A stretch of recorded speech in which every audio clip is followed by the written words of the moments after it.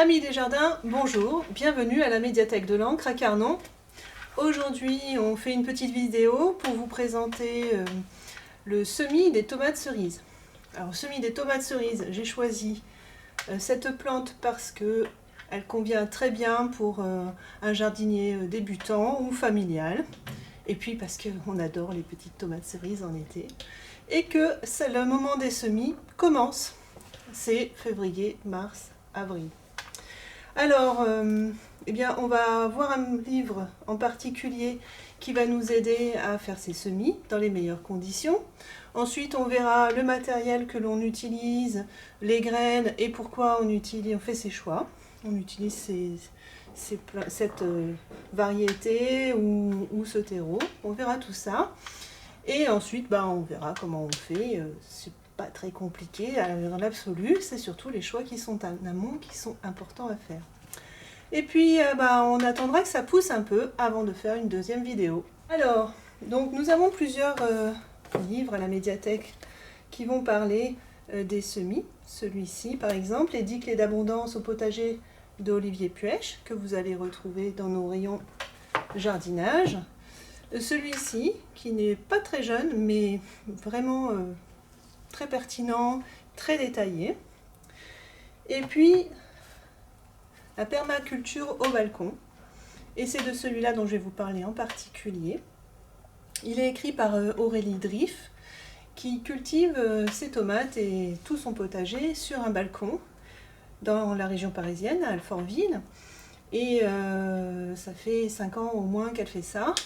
Et elle a même un compte Instagram que vous pouvez aller voir. Ça s'appelle @un potager sur ma terrasse. Et elle est pleine de bons conseils issus de son expérience, ce qui est quand même plus intéressant.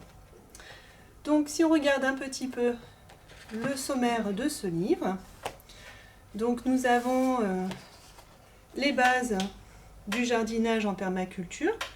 La permaculture, c'est une forme de jardinage qui respecte la nature. On n'utilisera pas de pesticides par exemple, et on va avoir plein de petites astuces naturelles pour éviter les désagréments.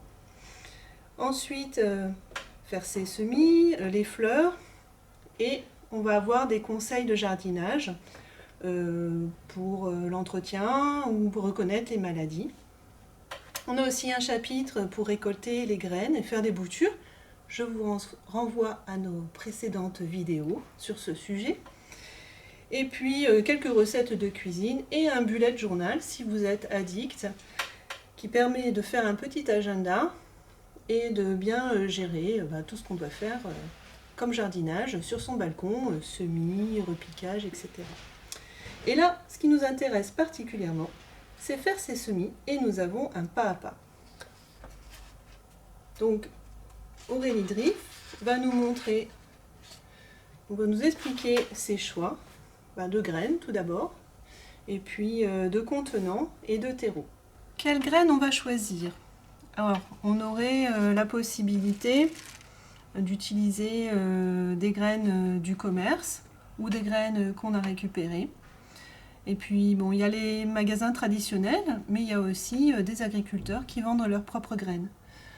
Donc, on va choisir surtout des graines qui sont reproductibles, parce que comme ça, on va pouvoir les récupérer et puis en avoir des nouvelles l'année prochaine. Et puis, si possible, des espèces locales qui sont bien adaptées à notre région. C'est par exemple à cause de la sécheresse ou au contraire un sol trop humide. Alors, on peut trouver des graines qui sont de type F1, hybride, ça veut dire elles sont issues de 2 parents différents. Du coup, quand elles vont pousser, on ne sait pas trop si elles ressemblera au papa ou à la maman ou à la sorte qu'on aimerait bien, c'est-à-dire un mélange des deux. Donc c'est un peu aléatoire, donc on va plutôt éviter. Et puis les graines bio, c'est quand même plutôt bien d'encourager les producteurs de graines bio. Donc allons-y, on fonce. Alors pour ma part, j'ai des graines qui viennent d'un producteur qui est à côté de l'Odève, le potager de santé pour ne pas le citer, qui fait des graines bio, et ça fait longtemps qu'il essaye de faire des graines adaptées à la région et qui ne demandent pas trop d'eau, puisque dans notre région, il fait un peu chaud quand même l'été. Et ben, je vous renvoie à la dernière vidéo récolter les graines de tomates, ce que j'ai fait. Et j'ai mis des petits sachets dans la grainothèque de la médiathèque. Donc cette fois-ci, on va les utiliser. Alors voici nos petites graines de tomates. Alors elles sont pas trop petites, on les voit bien. Et si on regarde de près, on verra qu'elles sont un petit peu poilues. Ensuite, qu'est-ce qu'on va utiliser comme contenant pour les semer? Alors, comme là on a l'intention de faire du semis-tomate familial sur sa terrasse, on n'a pas besoin de gagner de la place comme un producteur de tomates. Il faut savoir que dans toutes les petites graines qu'on va semer, elles vont peut-être pas toutes sortir. Il y en a peut-être qui ne vont pas vouloir germer. Donc les producteurs, eux, ils sèment dans une caissette. Ils en sèment vraiment beaucoup. Et après, ils vont utiliser tous les petits plants qui sont sortis et ils vont les repiquer dans des contenants individuels. Nous, on va faire un peu plus vite. On va directement utiliser un petit contenant individuel de cette taille-là. Alors, on peut utiliser de la récup, comme un pot de yaourt qu'il faudra percer. Alors, pour percer le pot de yaourt, on utilise le pistolet à colle. Ça marche plutôt bien. Alors, je ne fais pas les trous directement en dessous, parce qu'on a tendance quand même à oublier un petit peu d'arroser. Et donc, je vais mettre le trou sur le côté. Comme ça, il restera un demi-centimètre d'eau. Ça permettra de bien imprégner la terre. Et de garder un petit fond d'humidité. Voilà, c'est tout simple. C'est vite fait. Donc, le pistolet à colle est bien chaud. Il faut un pistolet à colle haute température.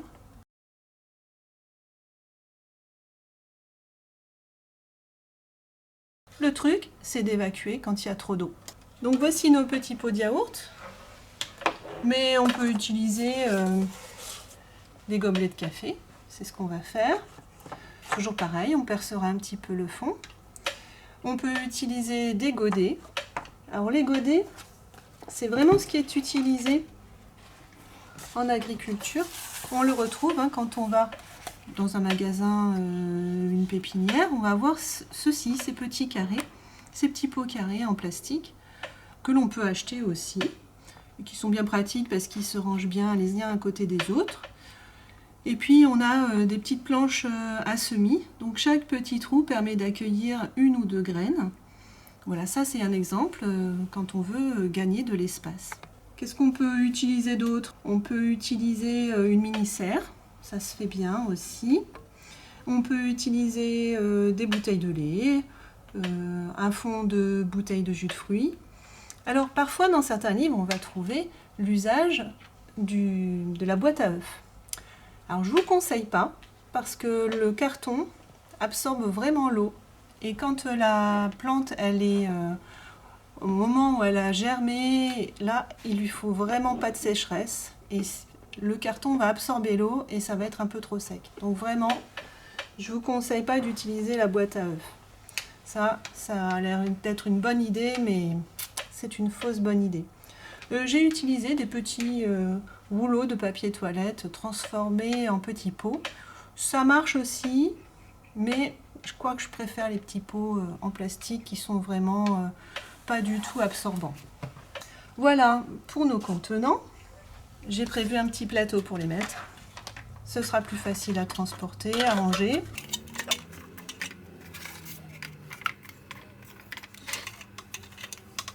Donc, on va mettre du terreau, comme celui-ci. Vous voyez qu'au niveau matériel, un saladier, une cuillère à soupe, c'est amplement suffisant. Ce terreau, il a été tamisé pour ne pas avoir des gros morceaux. Alors, je ne vous dis pas avec quoi j'ai tamisé ça. J'ai trouvé une grille un peu grossière. Je l'ai mélangé avec un peu de sable pour qu'il ne soit pas trop compact et que les petites racines soient bien à l'aise dedans. Et il faut qu'il y ait un petit peu d'engrais. Donc, ou vous choisissez un terreau qui à la base en contient, et si possible utilisable en agriculture biologique, c'est toujours mieux pour votre santé. Pensez que toutes les plantes, la plante va tirer tous ses nutriments de ce sol et qu'ensuite ça va se retrouver dans la tomate que vous allez manger. Et vous pouvez utiliser aussi en engrais un petit peu de corne broyée sans sécher, un petit mélange naturel que j'ai utilisé ici et qui permettra de nourrir la petite plante avant de la transplanter en pleine terre. Donc on va remplir nos petits pots.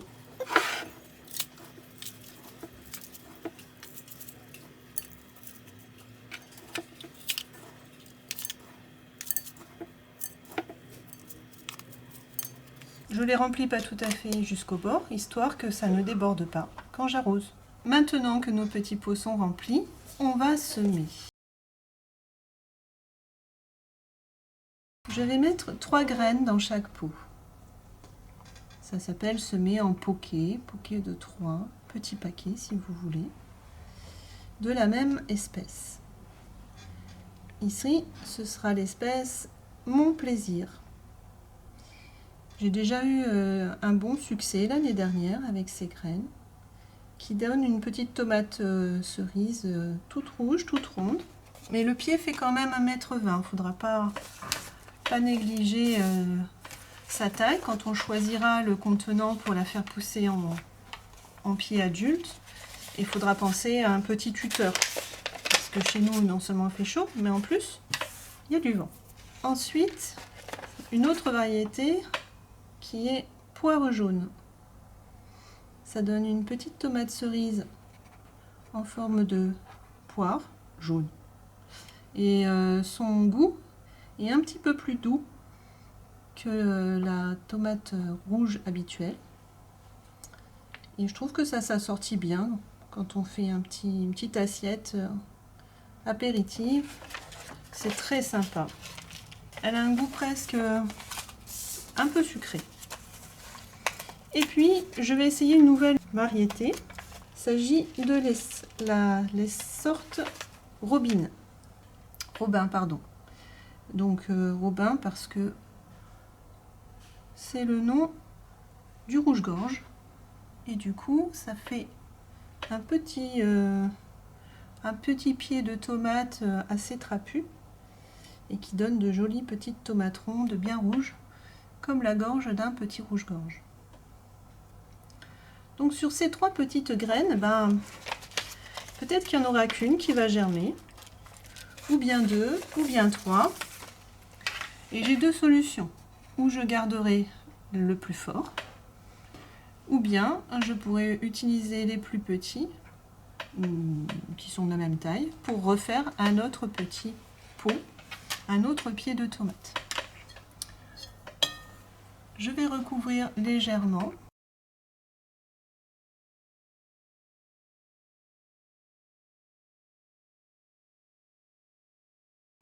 Je vais écrire tout de suite l'espèce, enfin la variété. Alors, ce sont des petits agitateurs, des petites touillettes à café que j'utilise. Ça va très très bien, les petits supports en bois, les petits bâtonnets de glace. C'est parfait pour écrire le nom.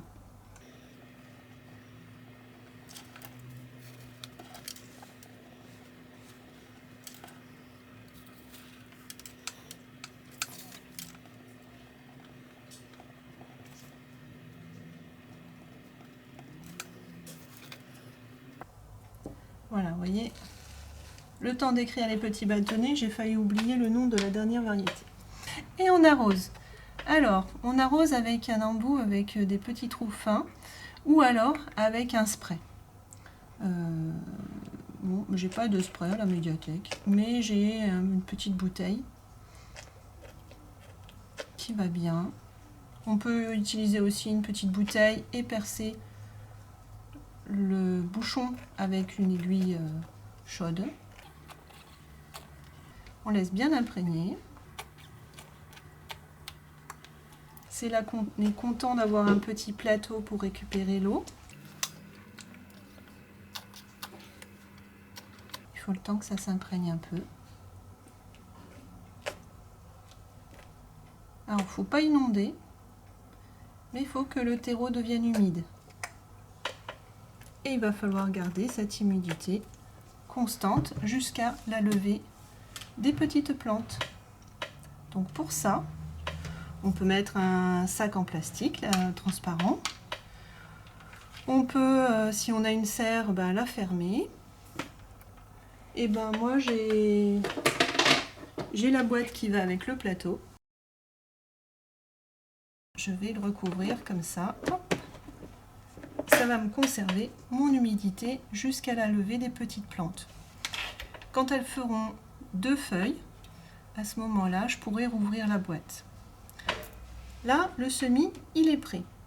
Travaillez propre, avec des contenants qui ont été bien nettoyés, parce qu'il existe ce qu'on appelle la fonte des semis, c'est-à-dire un petit champignon qui va se mettre sur la petite plante qui vient à peine de germer et qui va la tuer, tout simplement. Et votre plante, elle va commencer par sortir, être toute belle, puis tout d'un coup, plouf, vous ne savez pas pourquoi, elle meurt. On appelle ça la fonte des semis.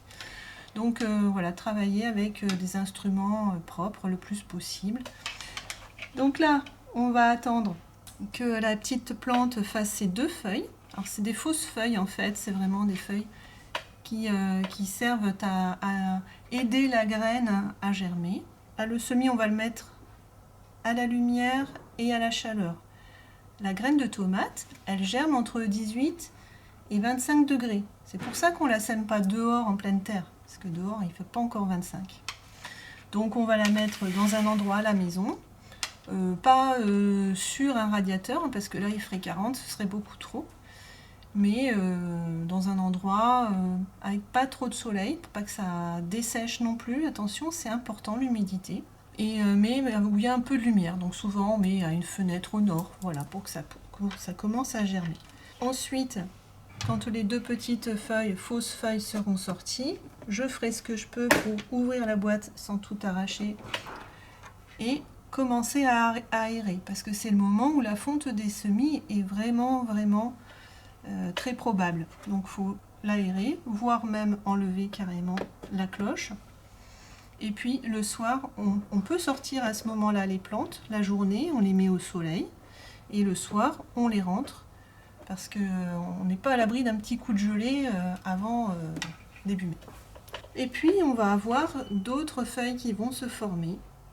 Et le pied, alors on pourrait le repiquer tout de suite, encore dans un deuxième contenant plus grand, mais là on le repiquera directement dans son emplacement, soit en jardinière, soit dans un grand pot, soit en pleine terre.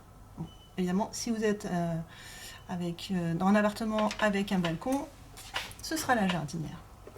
Et mais ça, on verra ça dans une prochaine vidéo. N'oubliez pas de liker la vidéo et de vous abonner à notre chaîne. À bientôt!